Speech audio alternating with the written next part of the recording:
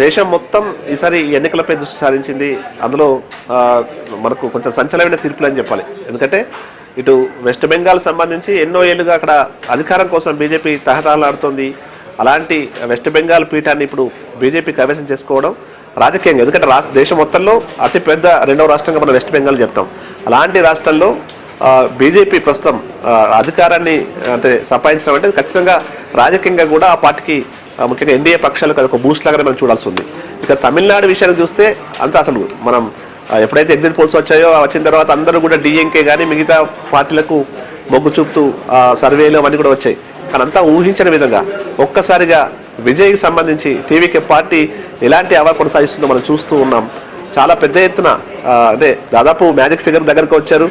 ఇంకొన్ని సీట్ల కోసం అయినా మరి మిగతా ఏ పార్టీతో ఆయన సంప్రదింపులు చేస్తారు, ఏ పార్టీతో మద్దతుతో ఆయన ప్రభుత్వం ఏర్పాటు చేయబోతున్న విషయంలో ఇప్పుడు ఆల్రెడీ చర్చలు అయితే కొనసాగుతున్నాయి.